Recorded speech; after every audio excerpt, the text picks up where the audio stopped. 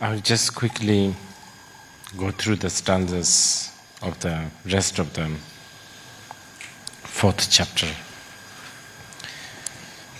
Fourth chapter, just to remind you, is about cautiousness or the carefulness.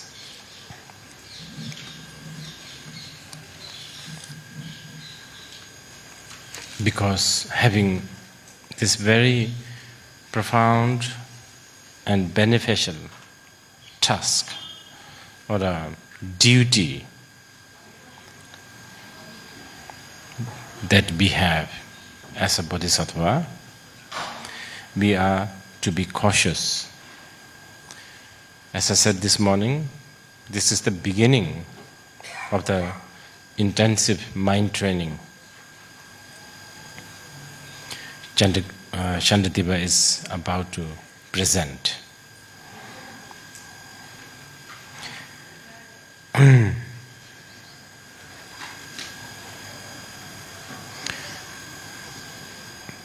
Fishermen, hunters, farmers,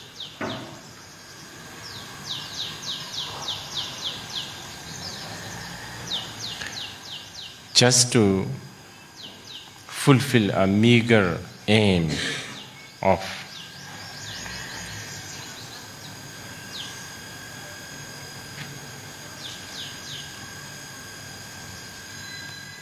living, just to fulfill a meager aim, they go through the endurance of cold, heat, injuries, etc. Yet Bodhisattva has amazing aim, much like infinite and incredible aim. So what reason is needed to convince oneself to be diligent and to endure all the hardship?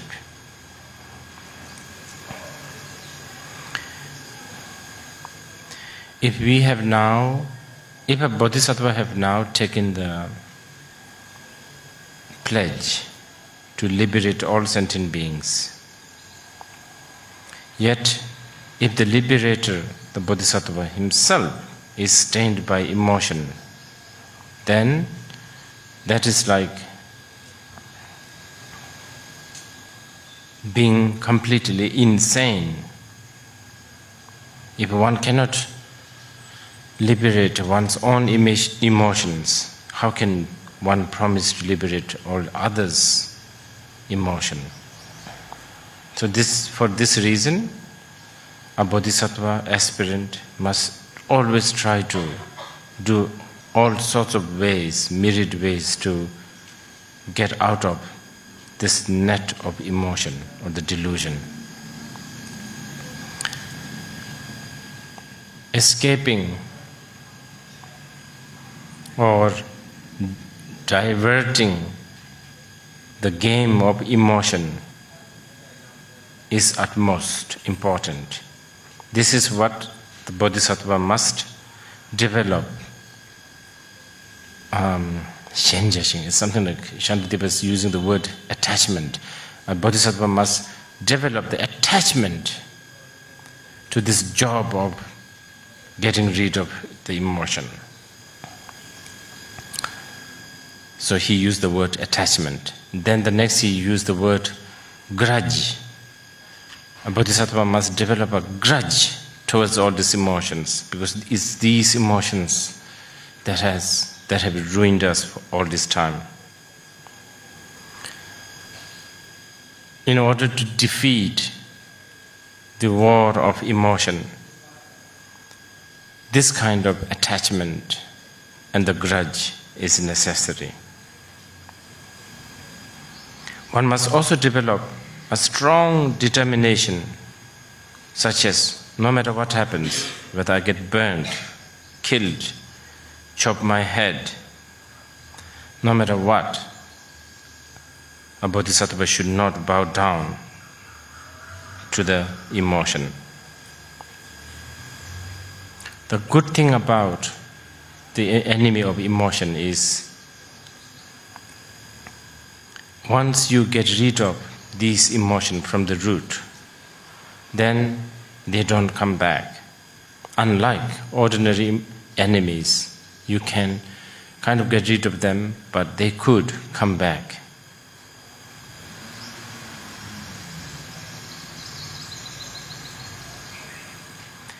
Now, towards the end of the 4th chapter, there he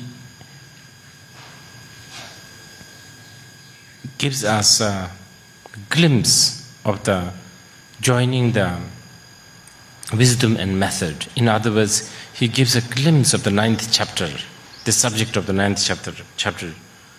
Already here, this is a very very important stanza, quoted many, many times.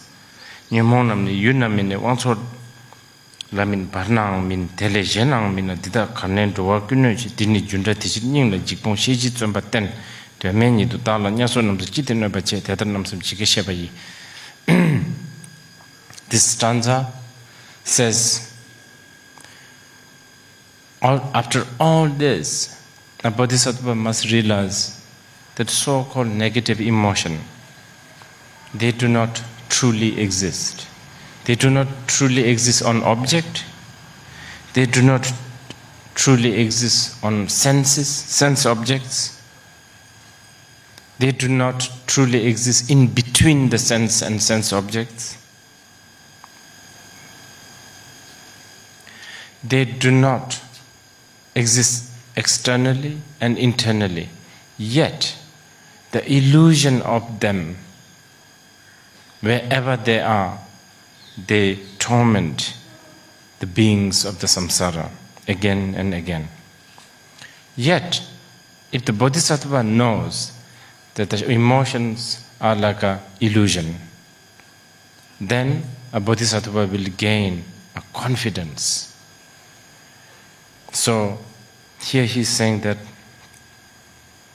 be courageous, because really you are dealing with something that is illusory by nature.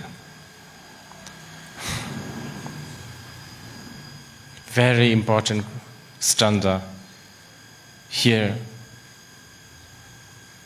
is the example of bringing together the method and the wisdom.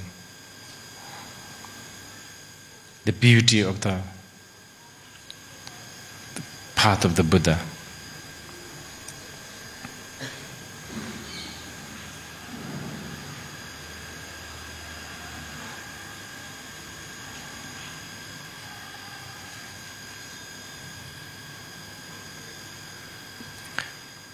Just to, I don't know, maybe I'm talking too much, but just to elaborate here a little bit, it is these kind of stanzas that Tantric have confidence to say.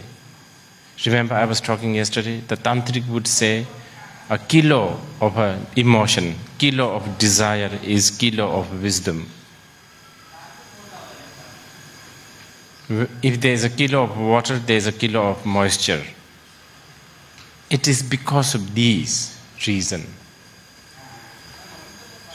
Because the nature of the emotion is illusory. And that illusory aspect of the emotion is the best and the most supreme and the most powerful antidote to the emotion. It's a self-antidote. You understand? You know, usually when we talk about antidote, we talk about the solution and the problem as a separate entity. Here, already, Shantideva is giving us a glimpse of, actually, the problem itself is the solution. But in a very Mahayana language. Now this emptiness of the emotion is what is being enlarged in the Tantric Buddhism. So, I just want to sort of, as a student of the Tantric Buddhism, I need to do my job of defending Tantra and marketing Tantra, so to speak. So, I know there is a lot of scoldings from the Theravada and even Mahayana.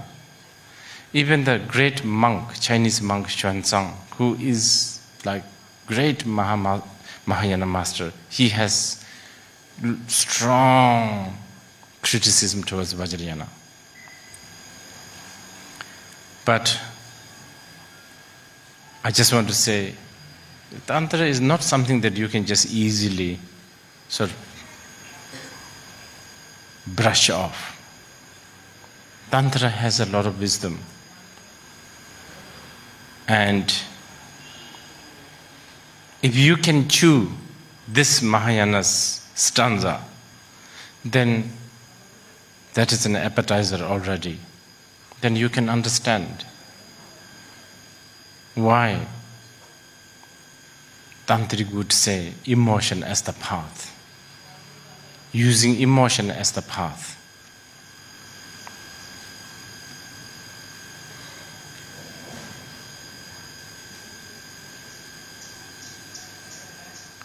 I'm sorry to be crude, but many times it's like this. You know, if you don't have a penis, you cannot become a monk. Do you know that? It is thanks to the penis you can become a monk.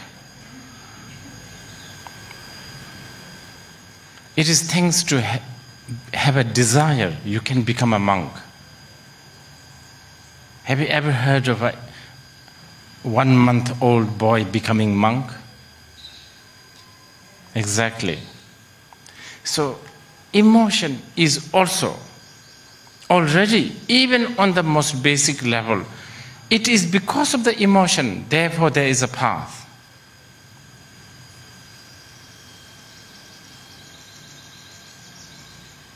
This is why the path is always very, very paradoxical. Because it has to talk with the emotion. It has to relate. It has to, it has to talk to the emotion. So, okay, let's consider emotion as some sort of a very negative, very, dirty, whatever. But the path has to talk to the emotion. Even on the most mundane level. More than anyone, you Indians should realize this.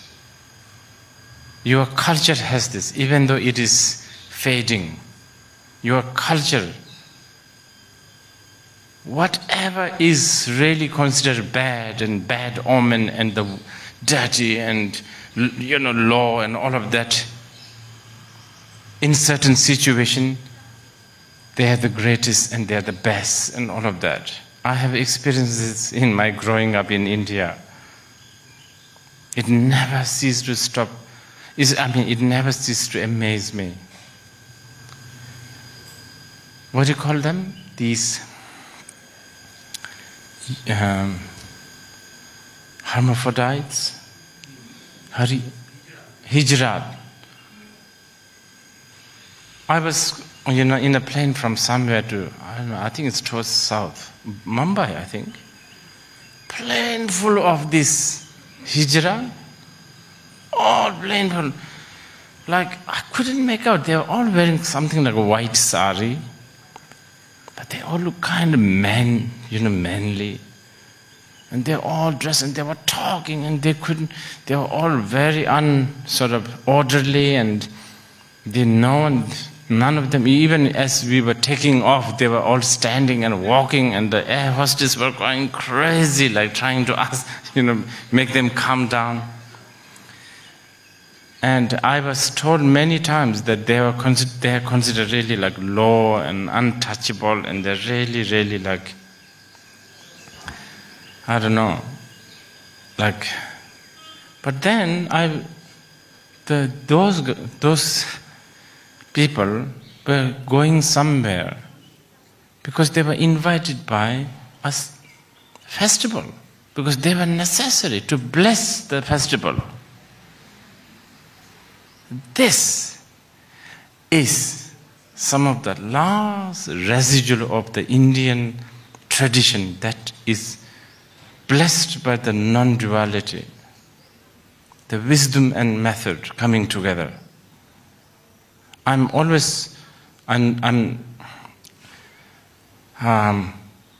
think Abrahamic religion, the West, is very dualistic. I cannot say dualism is bad, of course. I don't want to generalize like that. But I have this small fear that even as Buddhism or Hinduism or whatever, as they travel in the West, when it comes back, as it seems to always come back, because even in Japan, there are situations where the Japanese learn how to have a proper tea ceremony from a Danish guy. Japanese. I have met Singaporean Chinese learning Chinese calligraphy from a British woman. I'm sure at the going rate of the love and devotion towards Indian wisdom tradition by the Indian themselves, it is possible that in 20 years you will learn the Indian wisdom from, I don't know, Croatian, Bosnian, I don't know. And I feel sometimes I do worry, because the in-depth habit is so difficult to get rid of. Already, I'm sorry, this afternoon is a bit of a critical mood. Already I feel that from the West, the presentation of Buddhism has a tinge of dualism. I will tell you one reason. And this I always do. It's it has become my hobby now. There's already American and the British Buddhist. British, I have to say. You can quote. I'm not talking from behind. There's already British Buddhist who if not condemn, they shy away talking about reincarnation. They shy away. And that influences also I can see coming to India. And their excuse, the reincarnation. Of course, the Tibetan reincarnation, tulku like myself, is not helping the situation very much. And people think, this is a Tibetan mambo jumbo, this is a Tibetan superstition and all of that. That denigrating, denying, refuting, or even shying away from the concepts such as reincarnation is what? Didn't I tell you right at the beginning? Underestimation of relative truth. If you have that, you don't have a right path. No Buddhist have ever said reincarnation exists ultimately. No one. Read Hat Sutra. Even the enlightenment does not exist truly. Reincarnation is so small. But relatively, as long as you can accept, there is a time, there is a tomorrow, there is a yesterday, there is a next year. And even more simple than that, if you believe that you have a head on your neck, then I cannot understand why you cannot accept there is a reincarnation. It is as simple as that. But if you refute concepts such as reincarnation, karma, rebirth, all of that.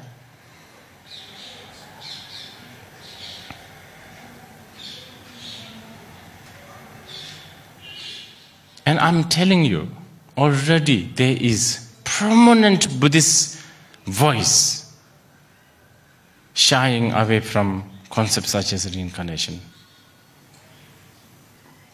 If we don't believe in reincarnation and if you don't have a reincarnation, let's go and rob a bank. As long as you don't get caught, doesn't really matter.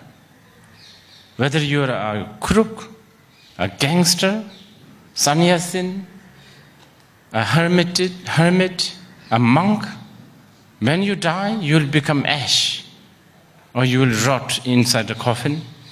What difference does it make? This is the only short life you are going to live. You might as well have everything. You should just do whatever you like. Rape, kill, steal.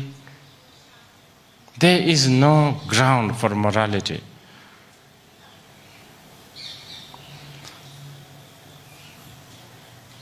At the last stanza, Shandadeva urges us, a bodhisattva must pay attention to the discipline of the bodhisattva yana. Because he said, if you do not follow doctor's advice, what is the need for the advice? Chapter 4, curiosity, cautiousness, carefulness.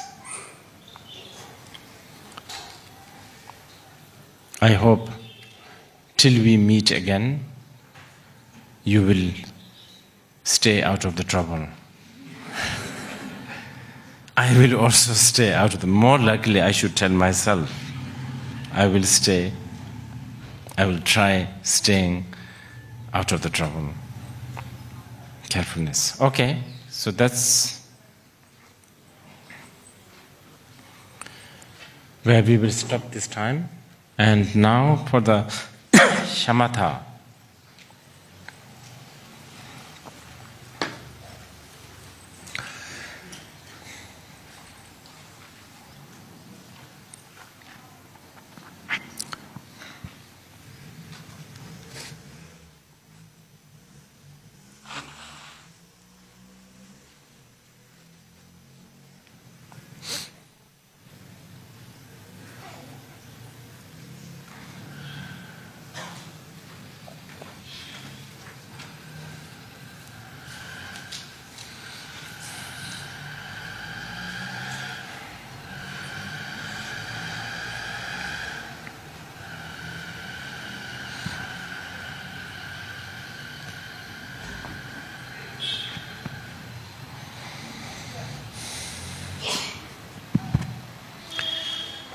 I guess most easy thing we can do for now is just concentrating on your breathing in and out. That's it.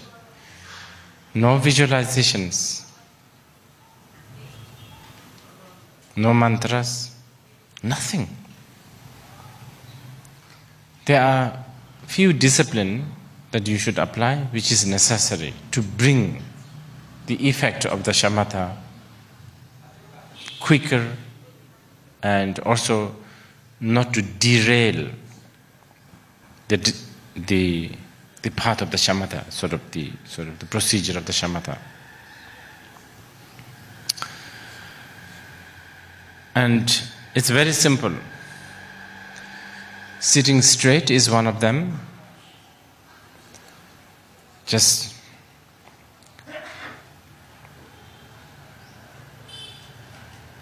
sitting straight. See, the Theravadins tell you this. You should sit straight. Your body must be straight. See? They may not talk about chakras. They may not talk about nadis, pranas directly, but they talk indirectly. Sitting straight is important. that instruction of sitting straight gets more and more sophisticated and elaborated in the Tantra.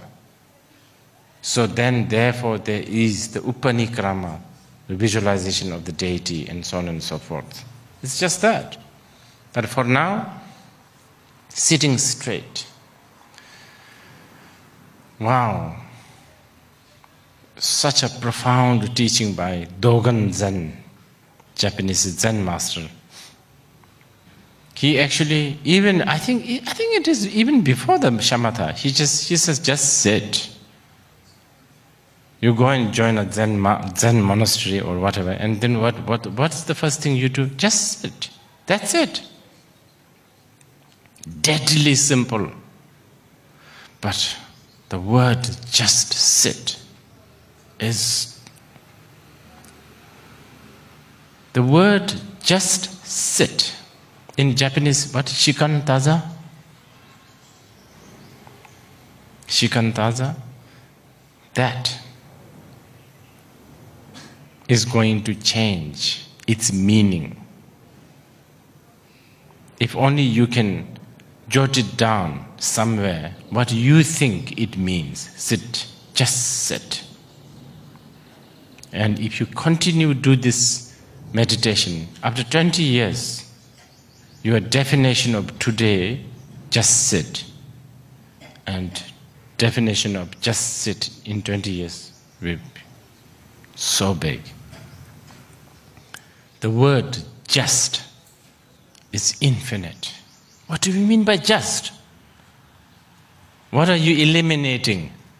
You know, the word just has this connotation of, just sit. But what are we eliminating?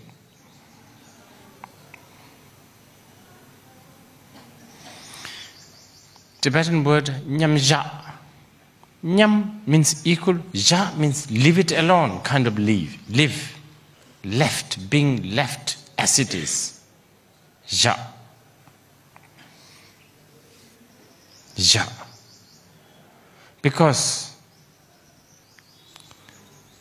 this insecurity, selfishness that we have,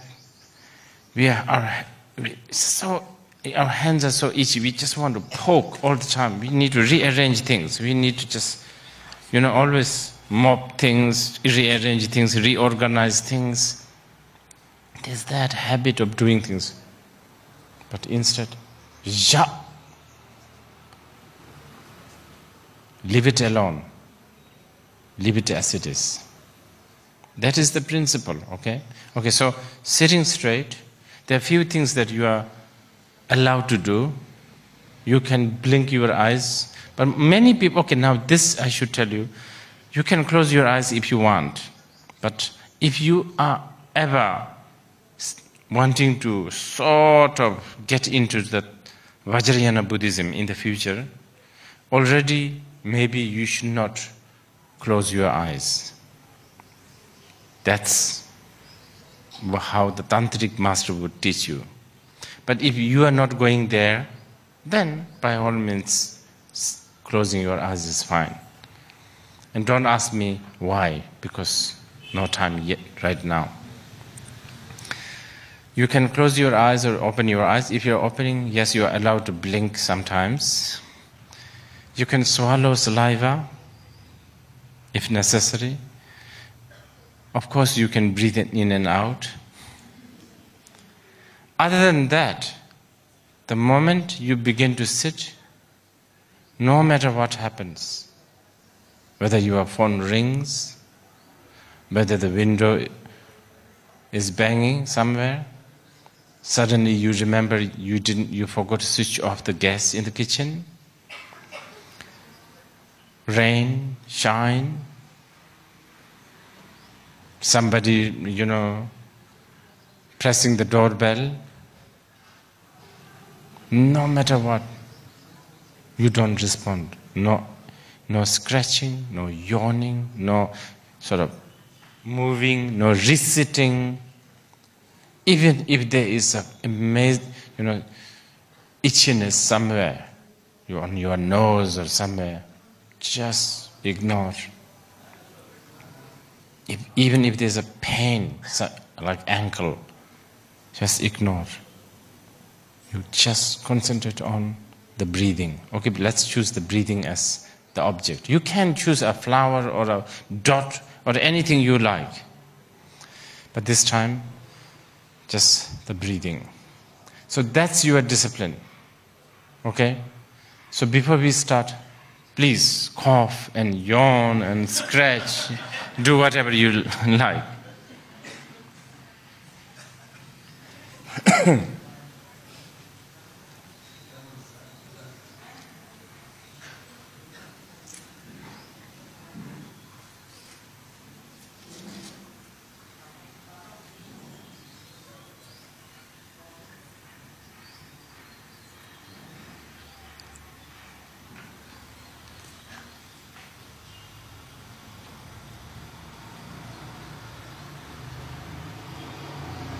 Okay, okay. You finish with whatever.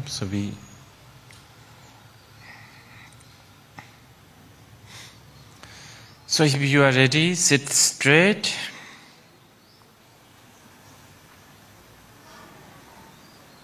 And let's begin.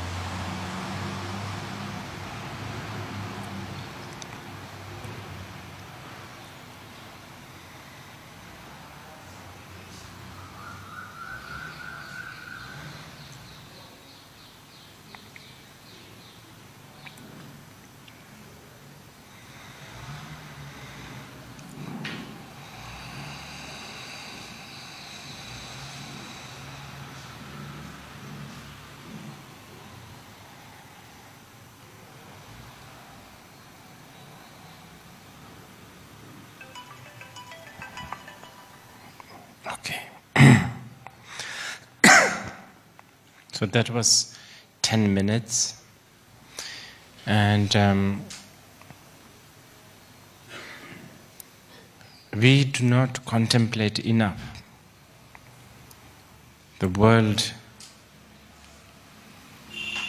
what is lacking in the world is there's no enough self-contemplation. Even if we do have some kind of a form of contemplation, it's usually contemplating on something else, like a music, like a book. Eliminating all of that.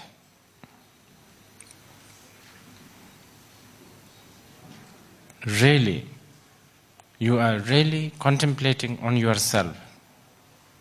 Yes, for now, since this is a beginning stage shamatha, we are using the breathing. That is quite close to yourself. Because this breathing thing that you do, if you don't do, then you are inside a coffin, or you are, that means you are dead. So the air that is coming in and out is an important one. When you become seasoned meditator, even that we will have to eliminate. I think it was Picasso. He said, "What is great art?" He said, something like that, right? The great art is when and how you eliminate things. Not how much you add things, right? How much you eliminate. In this, similarly, what is great meditator?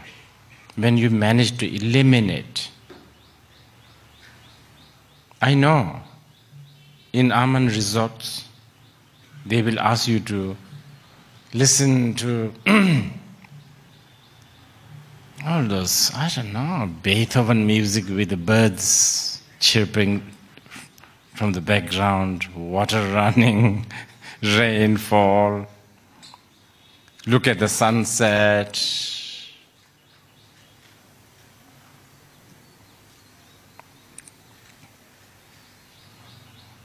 Here you are directly looking at something that is most important to you. Something that makes what we call living, the breathing in and out. As long as it's happening, then you are living, isn't it? So that's what you are concentrating, nothing else. Contemplation, such a valuable thing, especially this day and age. If you do this, just this, for next 6 months, every day, and I'm not even asking a lot of time, 5 to 10 minutes, I guarantee lot of the obsessions you have will disappear. I'm sure you have a lot of hidden obsessions. I don't want to ask. I'm sure some of you are totally obsessed in ironing your underwear. Because you're just I don't know, that kind of freak, basically. And it has to be ironed a certain way, like, I don't know, it has to be, even underwear you may expect some sort of, what do you call it, creases? I'm sure you have that kind of obsession. 6 months of this meditation,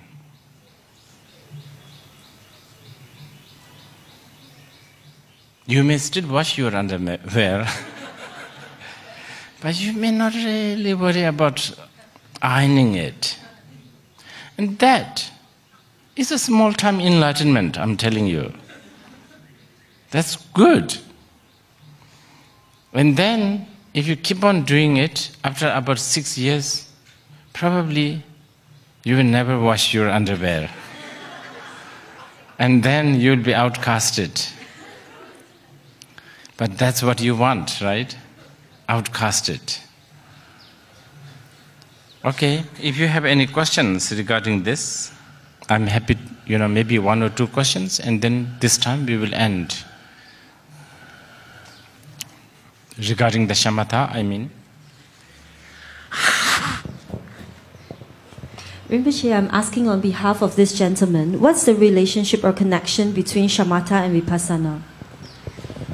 Shamatha is to make your mind malleable, and vipassana, after making the mind malleable, making the mind stable, making the mind workable, then you are ready to see the truth.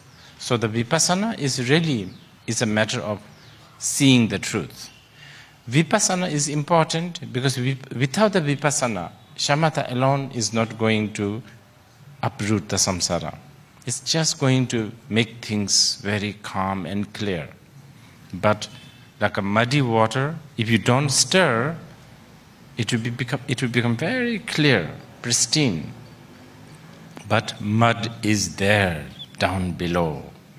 Anytime if a wind or somebody stirs it, mud will flow. There you need the vipassana. Okay. Yes. Rinpoche, I'm trying to understand this wonderful pith instructions which you talked about yesterday, about the fly skidding off a horse's bum, in the light of shamatha meditation. In shamatha, it seems that we want the fly to sit down and settle down. Yeah. So that is the trick. You see, you want to, but it won't. But that's okay. Fine. So we want the fly to keep skidding and keep watching the fly skidding? Is that what we are doing? That's interesting. This skidding is slightly different. Here, the mind by nature is always skidding. But this time, right now, it's skidding not because of your will.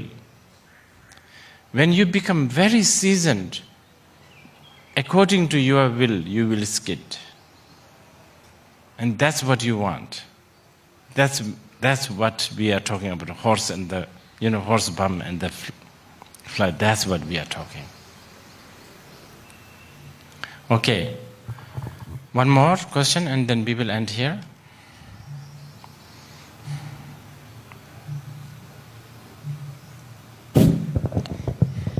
Venerable, my question is, as for the Mahayana Buddhism, how we understand death? What is death? Simply discomposition of 5 aggregates or something else?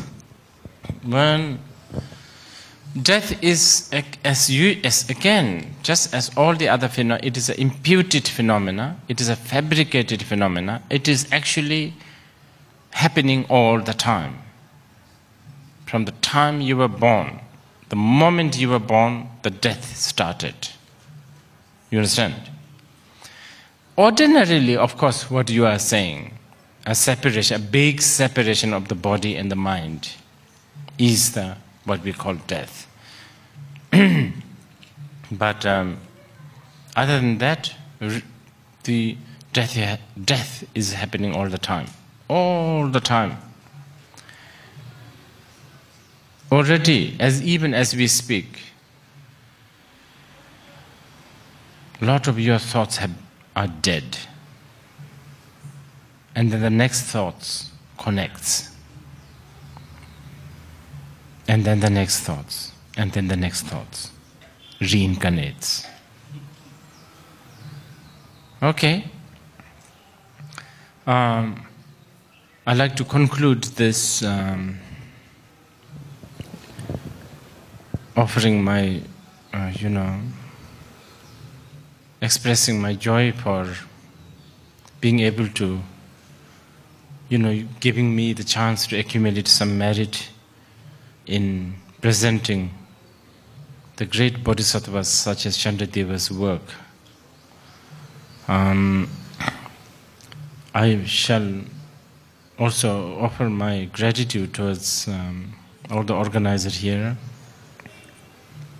Pune University, Professor Duker, and all the other people like Zubin and Asha, who has really worked hard to make this happen.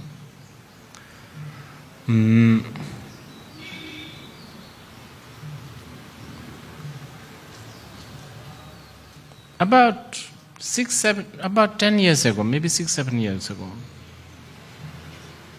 I thought India has lost Buddhism altogether. And I've always wondered why. Like my Hindu fanatic BJP supporter, Modi lover Suresh Jindal said,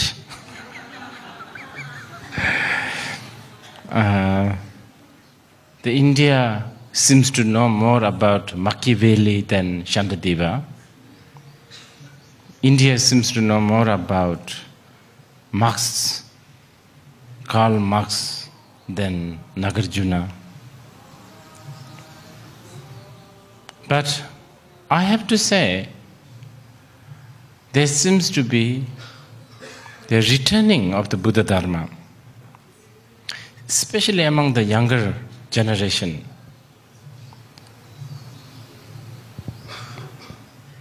I think Buddha Dharma has a lot to offer, and this is really,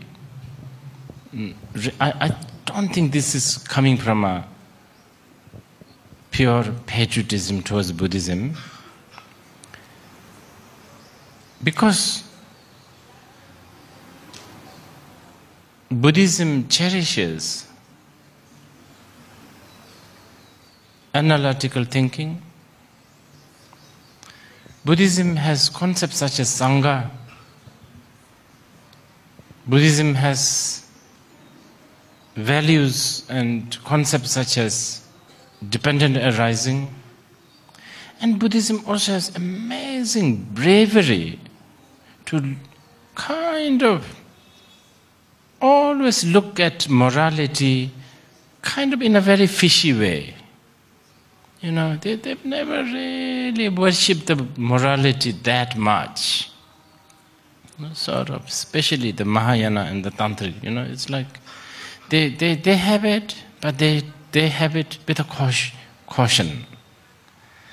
All of this can answer a lot of questions. It is very strange. The world is becoming more and more materialistic, but at the same time, the world is also becoming very puritanical. It's very strange. The world seems to really talk about, you know, like right and wrong, probably more than ever.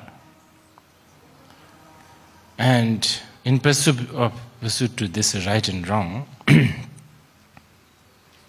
you know, the differentiation of right and wrong, so many war and so many brainwashing and so many, all of. And as I was saying, I think in India, you have a certain DNA still to chew the solid food of non-duality still. I think reviving that spirit is so important.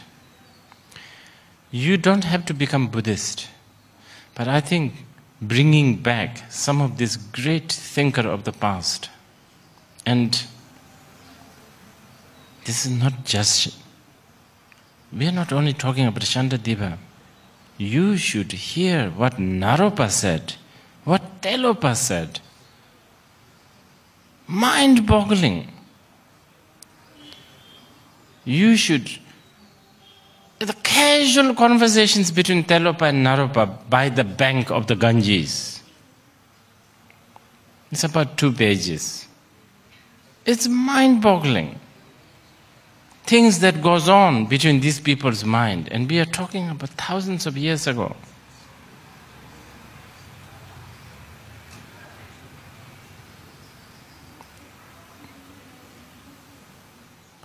I'm glad that if I have managed to sort of rekindle some of these devotion, passion, and inspiration, the merit of this discussion, I will selfishly dedicate so that I will reborn in my next life as a very, very dictatorial Kim Jong-il of India. And I will also dedicate this merit for the longevity of all of you and the prosperity and well-being. Thank you.